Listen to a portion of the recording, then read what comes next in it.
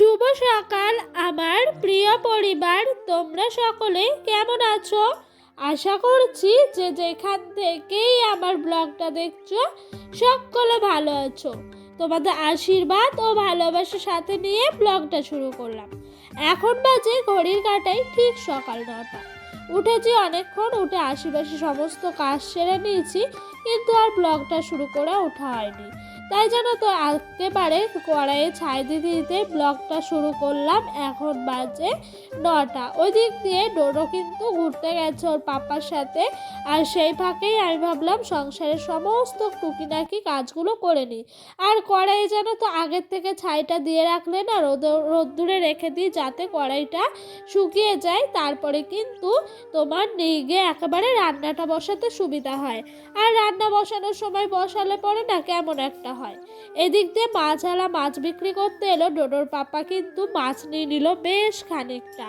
তো বাড়ি নিয়ে যাচ্ছিলাম, আর দেখো ডোডোর রিয়াকশনটা দেখে নাও বন্ধুরা। এই মামটা ডোডো খাবে, তুমি রান্না করবে মামটা? তাকাও তাকাও তাকাও, রান্না করবা না? তো বন্ধুরা দেরি না করে একেবারে চলে এলাম মাছগুলো ধুতে। আর দেখেছো মাছটা ধুতে গিয়ে দেখি ওর পাপা না খানিকটা মাছের তেল ছিল, সেই তেলটাও নিয়ে নিয়েছে। আর গোটা রুই মাছ, তো রুই মাছটা জানো তো ডোডোর পক্ষে অনেকটাই ভালো। ওকে জ্যান্ত মাছ ছাড়া আমরা কোনো মাছই খাওয়াই না, তো তার জন্য বাড়ির সামনে পেলো বলে আরও বেশি করে নিল। তো বন্ধুরা চলো মাছটা ধুতে ধুতে তোমাদের সুন্দর সুন্দর কিছু কমেন্টের উত্তর দেওয়া যাক। তো কৃষ্ণা দিদি ভাই বলেছে খুব সুন্দর লাগলো তোমার ভিডিওটা। থ্যাংক ইউ কৃষ্ণা দিদি ভাই, এভাবেই পাশে থেকে যেও। তো অনেক ভালো লাগলো তুমি আমাকে এত সুন্দর একটা কমেন্ট করার জন্য। তারপরে আমাকে কমেন্ট করেছে জয়া দিদি ভাই, বলেছে যে খুব সুন্দর তোমার ব্লগ দেখা শুরু করলাম, অসংখ্য ধন্যবাদ জানাচ্ছি, আর এভাবেই আমার পাশে থাকার অনুরোধ করছি। তো বন্ধুরা তোমাদের কমেন্ট পড়তে পড়তে ওদিক দিয়ে কিন্তু আমার মাছ ধোয়াটা হয়ে গেল। আর এই দিক দিয়ে দেখেছো আমার এই ছোট্ট টিনের রান্নাঘরটা কিন্তু একটু অন্য রূপ দেওয়ার চেষ্টা করছিলাম। তো জানো তো হাতে বেশি টাকা ছিল না, অল্প একটু টাকার মধ্যে কিন্তু যেটাকে বলা হয় সাধ্যের মধ্যে শখ পূরণ করা, সেইটুকুই করার চেষ্টা করছিলাম। তো এই তাক থেকে জানো তো সমস্ত কৌটো কাউটাগুলো সবার আগে নামিয়ে নিলাম। তারপরে কিন্তু এই জায়গাটা ভালো করে ঝেড়ে মুছে নিচ্ছিলাম।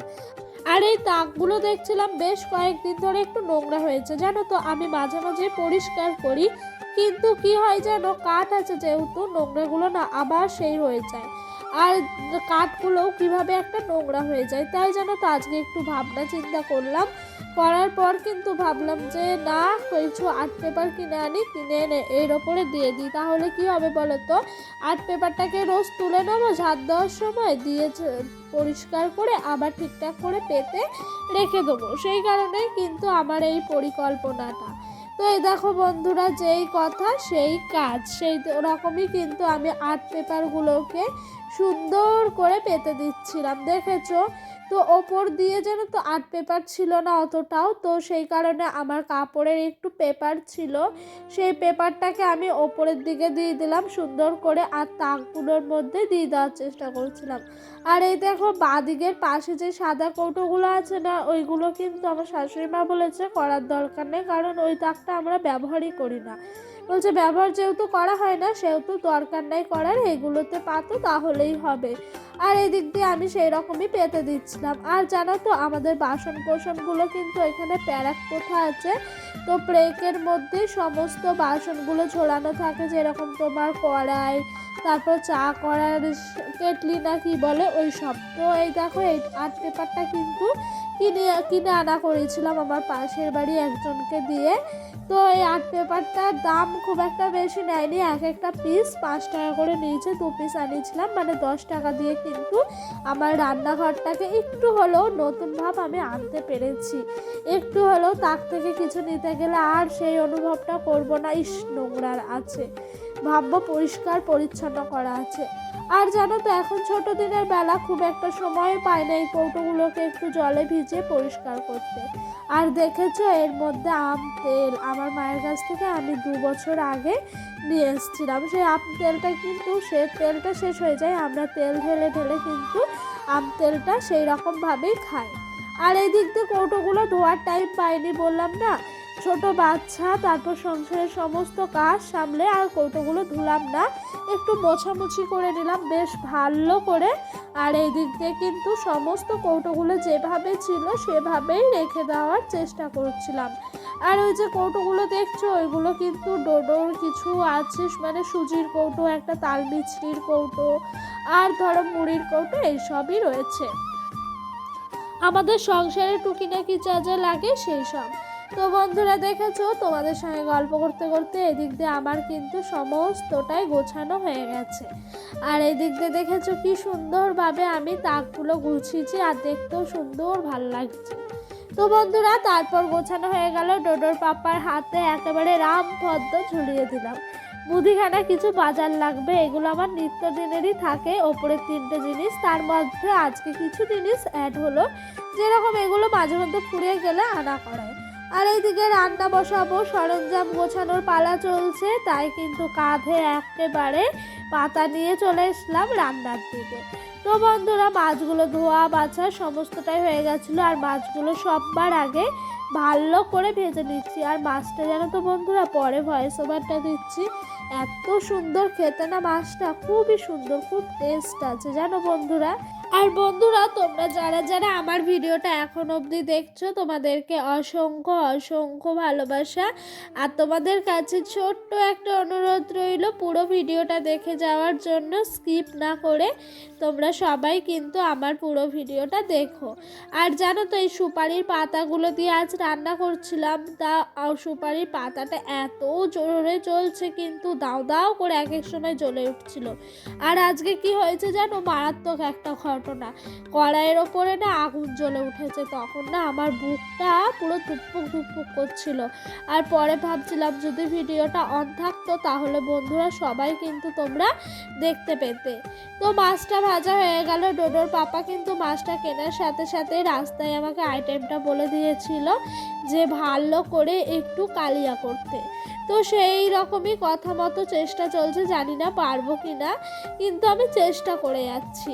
তো বন্ধুরা কড়াইয়ের মধ্যে আদা জিরা বাটা সমস্তটাই দিলাম, তারপরে কিন্তু যেরকম নুন হলুদ তারপর লঙ্কার গুঁড়ি কাঁচা লঙ্কা ফাটিয়ে দিয়ে দিলাম। এখন কিন্তু তেল ছাড়া অবধি তোমার বাকি আছে, মানে ভালো করে কষাবো, কষিয়ে কিন্তু ঝোল টকবক করে ফুটবে, মাছটা দিয়ে দেবো। আর এভাবে তোমরা যদি চাও কোনোদিন মাছটা খেয়ে দেখো, অনেক ভালো লাগবে তোমাদের, অনেক অনেক অনেক ভালো লাগবে। আর এভাবে কিন্তু আমি বিয়ের আগে খুব একটা খাইনি, তো আমারও সত্যি অনেকটাই ভালো লাগলো এরকমভাবে মাছ খেতে।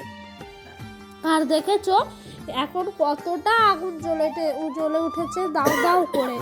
আর ডোডো কিন্তু ওই দিক দিয়ে চলে গেছে ওর দাদু ঠাম্মার সঙ্গে খেলা করছে, আর এই দিক দিয়ে আমি মাছটা ভালো করে রান্না করে নিচ্ছি। আর এই দিক দিয়ে দেখেছো টকবকিয়ে ফুটে গেছে, তো কিন্তু মাছগুলো দিয়ে দিলাম কড়াইয়ের ওপরে, এবার ভালো করে নাড়াচাড়া করবো। আর জানো তো বন্ধুরা কি হয়েছে, একটা ভুল হয়ে গেছে, মাছগুলো দিতে দিতে না পুরোটা ঢেলে দিয়েছি ডোডোর জন্য না, আর মাছ তুলে রাখিনি, পরে কিন্তু তুলেই নিলাম। কেন বলো তো, ও না ওই ঝোলের মাছ মানে ঝালের মাছ খেতে পারবে না, চরম ঝাল দেওয়া আছে, ও ছোট তো, সেই কারণে কিন্তু একটু তুলে নিলাম, তুলে নেওয়ার পর রান্না করলাম ভালো করে জানো।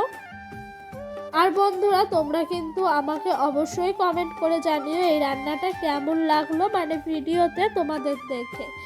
আর জানো তো সত্যি বলতে কাঠের উনানে রান্না করার মধ্যে কিন্তু একটা আলাদাই সুখ আছে, যেই সুখটা যারা কাঠে করে তারাই জানবে, গ্যাসে যারা করে বা তোমার ইন্ডাকশানে করে তারা কিন্তু এই সুখটার কথা জানবে না। প্রথমে কিন্তু আমিও জানতাম না যে কাঠের উনানে রান্না করার একটা সুখ, তো কী সুখ সেটাই বলি তোমাদেরকে। যেরকম হলো বসে বসে সমস্তটাই রান্না করা যায় প্রথমত, আর খেতে কিন্তু অসাধারণ হয়। তো বন্ধুরা দেখেছো, এইদিকে তোমাদের সঙ্গে গল্প করছি আর আমার কিন্তু রান্না বান্না সব শেষ হয়ে গেছে। এদিকে উনানটাকে ভালো করে ল্যাপা পোছার পালা।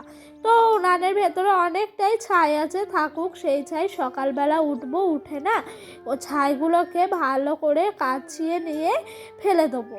তো আগে বাইরেটা ভালো করে উনানটা লেপে নিচ্ছিলাম, আর উনানটা গরম থাকতে থাকতে লেপে নিলে না উনানটা না শুকিয়েও যায় আর দেখতেও ভালো লাগে।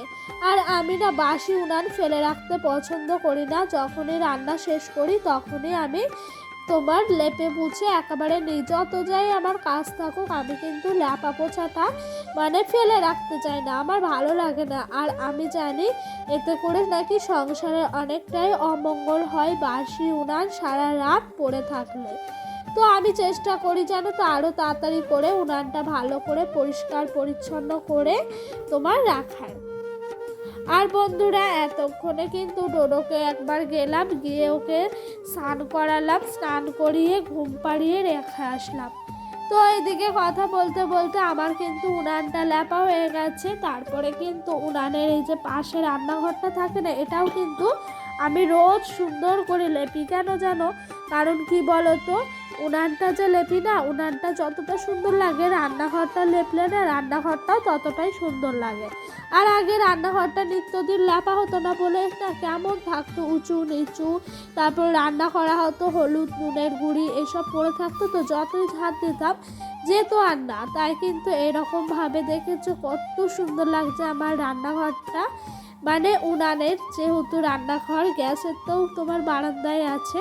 তো অনেক কথাই বলে ফেললাম কথা বলতে বলতে। এদিক দিয়ে কিন্তু রান্না বান্না শেষ আর খেতে বসে পড়েছি আমি আর আমার শাশুড়ি মা। ডোডোর পাপা আজ বাড়ি আসেনি, তো একেবারে ভাতটা মেখেছি আর মনে পড়লো যে তোমাদের সঙ্গে ভিডিও শেয়ার করবো। আর এদিকে দেখেছো শিম আলুর ঝোল আছে, ওদিক দিয়ে কিন্তু তোমার মাছের তেল ভাজা আর মাছ। তো এটা সন্ধ্যের খাবার ছিল, ডোডোর পাপা কাজ থেকে বাড়ি আসার সময় নিয়ে আসলো। আর বন্ধুরা ভিডিওটা বেশি বড় করলাম না, এখানেই শেষ করে দিলাম। ভালো লাগলে লাইক কমেন্ট করো আর আমার চ্যানেলটা ছোট্ট একটা সদস্য হয়ে থেকো।